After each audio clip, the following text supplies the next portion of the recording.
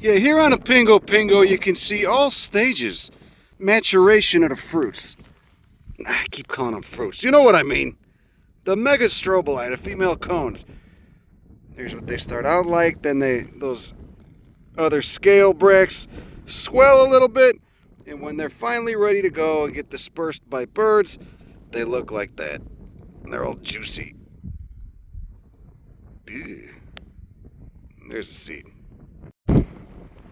So how did this lava move when it was forming? What caused these ridges? Again, I assume it was part of this, the top of these lava flows while they were still molten and kind of plastic, formed, dried, formed the crust, and then got pushed to the side. There's Chaetanthera glauca again, right down here, looking like a little pentagramma. It's Senecio again, Baccharis, Pingo, invasive rumex. Weird, man. Really weird but beautiful landscape. Strange but beautiful landscape. This elevation in northern Chile would not be like this. And because we're higher latitude, it doesn't take much. We're only at 4,700 feet. It doesn't take much to get alpine. But you can see still not quite alpine. There's Nothofagus forest over there. Oh, the flowers on this thing smell good. They smell incredible. What's the main pollinator for this? It gets windy. I bet this place just gets dumped on in winter. Nice colony of Berberis, Petrifolia right there. Check it out. It's the Krummholz Proteaceae. Krummholz orites. Mercenoides. God, that overexposure is really killing me. There we go. Look, you could see just blown by the wind coming off that volcano up there. There we go. That's an Echina, Rosettes. Very distinct, almost potentilla-like foliage. And apparently it's in fruit already. You can see it's got very spiny fruits. I guess they're going for animal dispersal. Tail vase, huh? Now see, that is a gorgeous spread. Right? You ever sneak into like some of those paid botany conferences? It costs like $500 to get in. You can only imagine the kind of gorgeous spreads they might have, at their deli trays, fruit platters, and what have you. Probably really nice bathrooms too at the conference center. This is kind of the equivalent of that, but nicer. This is a species of Phacelia, another genus with an amphitropical distribution that is doing very well for itself on these volcanic soils that keep giving the camera such bad overexposure. There's those leaves. Got literal lookalikes in Northern California. Some really cool leaf venation on the Phacelias up there and down here. And there's those, since it isn't Boraginaceae, it's got those scorpioid cymes. The ant is pissed that I'm there, but you can't sting me, buddy. There's not much you can do about it. Everything's covered in those hispid hairs. Stiff little hairs. Ooh. White flowers. My friend Julie just described a new Phacelia species. Phacelia damnatio. Don't know how it went undiscovered for so long in Northern California, but there's a couple Phacelias down here. There's also a couple Menzelias, etc. A lot of amphitropical disjuncts. We got a nice Maihuenia with ripe fruits. We're going to pick a couple and help it disperse its seed. Some of these aren't ready yet. God, it's such a weird cactus. We need a nice spicy mound that doesn't have any yet to get it established on. So we'll go, how about on the other side? The leeward side of this grass. Put a little divot there and sprinkle those big black seeds out. God, they got such a mucilaginous texture. Jesus Christ. Probably get established during a long snow melt. A long gradual snow melt. Ah. It's like snot. It's like a sticky snot. You can see that's a large seed though. Relatively large seed. Oh. And that wind is really intense. It feels like someone just blew their nose on my hands, so just... There you go. It'll get established over there. Now, the genus Viola in North America is nothing to write home about, in my humble opinion. I don't get too jazzed on them, but here in the Andes, it's a whole different story. And you can see what's going on here. You'd never even guess that was a violet. The rosulate violets is a whole evolutionary clade of viola, of the genus Viola. You got 2 flowers on this. Looks like they're finishing up. Ooh, ciliate margins. Who doesn't love ciliate leaf margins? Oh, they're notched too. How many different rosulate violet species are there in the Andes? You can see you got striations on those flowers. God, what a weirdo. The adaptive benefit of this, I suppose, is more, you know, you're going to get warmed a little bit. You're not going to get too tall because you'll just get blasted by the wind, as you could probably hear. But just a stemmed violet that's been flattened down. I didn't expect to get a mouthful of volcanic sand. Look at those woody fruits, those woody capsule fruits, how they open like that. Those flowers are closed up. Probably because it's too windy. What a great species, though, huh? What a great plant. Then you got your friend Euphorbia right there as well. God, look at that overexposure. There we go. That's better. Glabrous and succulent and juicy. Look at that. Here's a stalked one. How old is that? A couple decades? How fast did they grow? I bet it's just spurts. You know, when you're a rosulate violet, a lot of your life is probably just spent waiting around or buried under snow. But then during the growing season, you can really show your magic. Look at that. Look at those leaf notches. Very glaucous up top. See, I can't think of a better illustration of how leaf shape is negligible. At least in terms of evolutionary lineages. At least in terms of plant identification. You go to a new spot, you're looking at leaves. You could be horribly mistaken. You need flowers and fruits.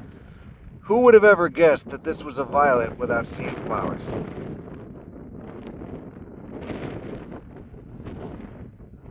You know, but you look at the flowers, and then you go, oh, I see what that is. I see what they're doing there. And they're all closed up because of the wind. And it's getting a little late in the day. It doesn't feel like it. The sun stays out till about 10 p.m. down here. And we go as long as we have sun.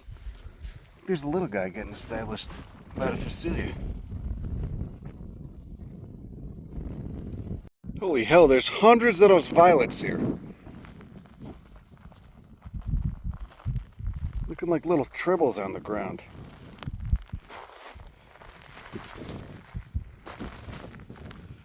Gotta watch where you step. Oh, nice little Pozoa. A baby Pozoa volcanica. Nice clump of viola right there.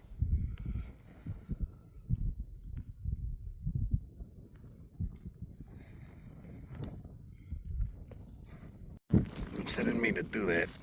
Just wanted to see what the root was like, and then there's a little baby viola right there. So we're gonna cover that back up with this volcanic sand. Kind of cool to see how they get started though. God, that Pozoa is beautiful. Look, you really get a close-up of those fruits as well. See the stylopodium still attached. You got those 2 styles. And then there's that Apiaceae fruit. Man, these ants are really... They've been kind so far, but I'm just waiting to get mobbed. Yeah, they must have a root deep down. We're just going to excavate a little bit to take a look. Yeah, see, it's a taproot that connects to an underground storage structure because there's no root hairs on any of the roots there, so it's getting moisture from deep down. Probably snow melt. It's probably still wet 6 or 7 inches down beneath those leaves. Yeah, see, they seem to be loving that gully where it kind of slopes off right before it hits the road. So the water probably pools up. It goes back up again. The water probably pools up right there, and then they have more access to water at depth. That's why there's so many there. That's why they're thriving. I'm really curious about these ants, man. They're everywhere. This whole lava flow, this whole pumice flow is just a giant ant colony. And what are they eating? Here's an Adesmia. There's those leaves. Extremely glandular, of course. Hairs. And there's those tiny pea flowers. As you can see right there. The little pattern on that banner petal. Now on the other side of the mountain you can tell that the winds have gotten a little intense. I'm just glad we're not looking up at a quickly moving lahar.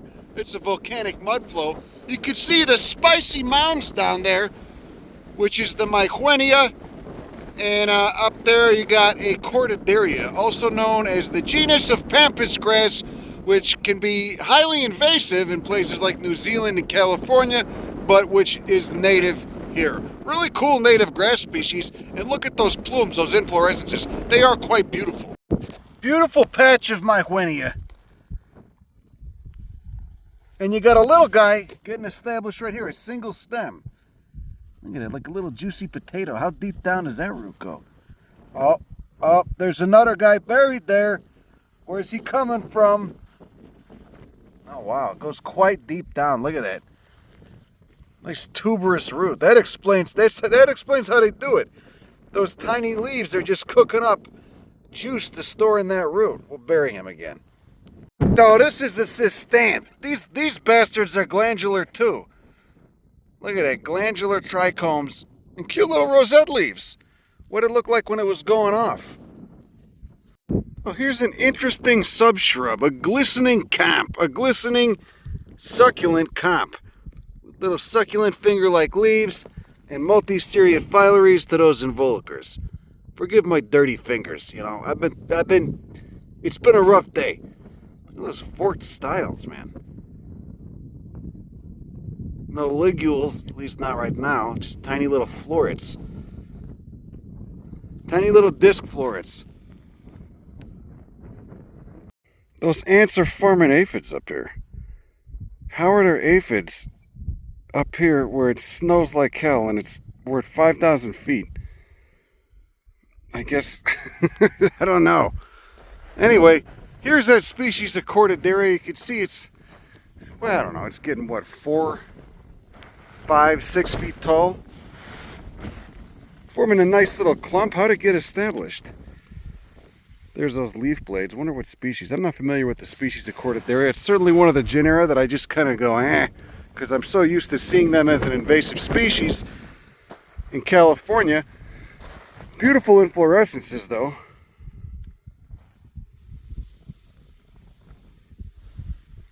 How many thousands of seeds in a colony? How long can a colony live? Generally barren slopes, except for the odd colony of Maihuenia, like you see down there.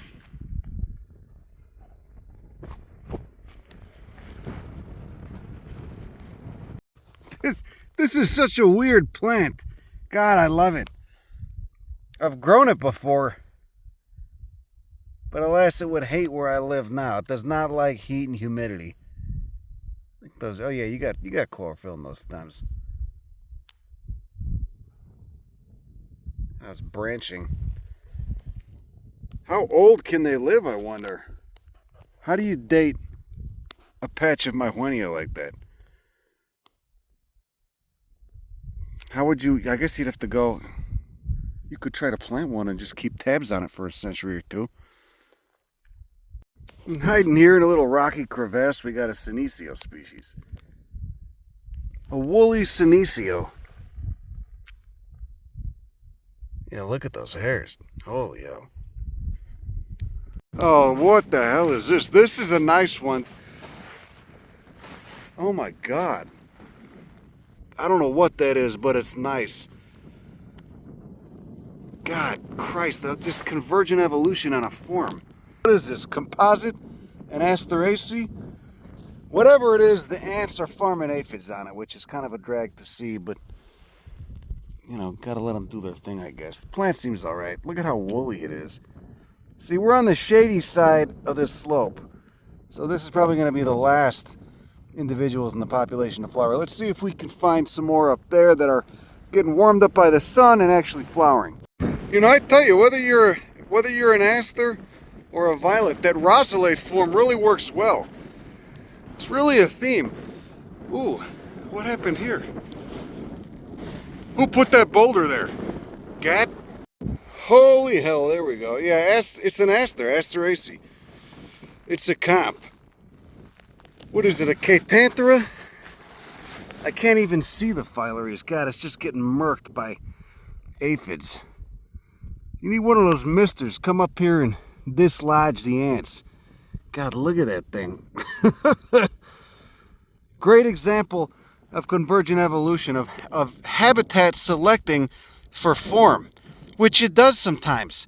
Well, a lot of the time, especially in extreme environments, like on the side of a volcano.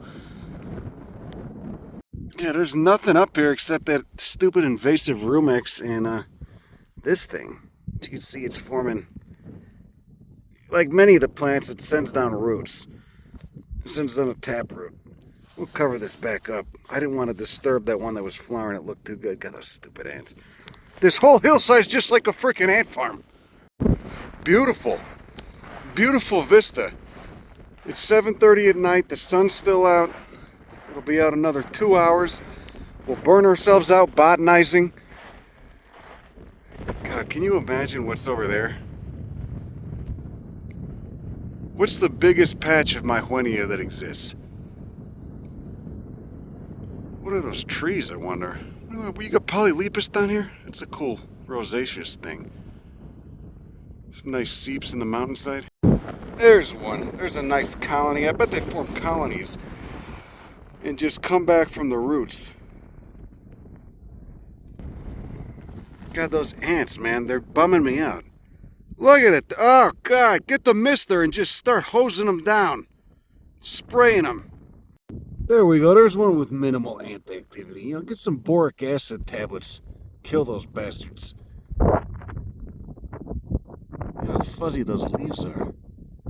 Jesus. How many rosette plants in the Andes? You got the wind, you got harsh exposure, you got volcanic soils, you got a recurring theme, a recurring morphology. I mean, whatever it is, it certainly is mutisioid. If you open up that capitulum, you could see those bilabiate corollas looking like little mouths. Looks like a little monkey flower mouth. Instead of a 5-lobed corolla, you got 3. And they're labia. It could be an Oriastrum too. That's another genus of somewhat rosellate. I think they are rosellate. Saw one, it's been a while, 5 years ago, a little ways north of here. Asteraceae, another mutisioid composite. You could tell something happened here. There was some sort of volcanic explosion, volcanic bonanza. This was the site of a volcanic bonanza. See all this stuff all over the ground? Got blown out that volcano after the Pumice. It's like surface of Mars. Yeah, there's no plants here. You got lichen on some of the rocks, but that's about it. Very nice landscape. Set up a little villa, maybe a pub. I don't know, what do they do down here? Set up a rotisserie? What do you got going on? Now climbing up this scrag, you know, I'm surprised to see a Cactaceae, a bamboo, because this is Chile. This is where that tragedy happened. And so many of those young men lost their lives, conscripts, forced to do a hike around the lake, around a volcano in May, which is like prime winter here by some jackass, army major. I don't know. They used to do, conscripted military service. I don't know if they still do. I think they stopped. 44 people died up here. Anyway, to brighter subjects, here's the genus Ourisia, which is in the family Plantagenaceae. Ourisia, everybody. Look at that. Look at that nice lichen colony. Is it dead or alive? Still, there's a moss. But yeah, Ourisia growing out of the cracks. Plantagenaceae, the family. Pardon my finger. I gotta get a manicure next time I come up here. I'll go to one of those manicure shops. 4 stamens, it looks like. And scale leaves, looking like a little juniper, forming a nice little colony on the rocks right here. Yes, this is what my friend Rob Raguso, who studies floral chemistry at Cornell, or actually teaches it, calls depressing Anthropocene shit. Just a bunch of invasive St. John's wort and lotus, but here at least is a cool little native monkey flower, an erythranthe. You see with the big floral tube. God, it just smells like cow shit everywhere. The cows have really fucked up this little seep. Got some blackberry there. That's depressing. Invasive blackberry, invasive roses, too. And a seep just covered in cow shit. At least the cordidaria is native here, huh? See, that's a beautiful scene, though, right? It's more beautiful than El Scrotal Sac de Reince Priebus. Where's good old Reince Priebus?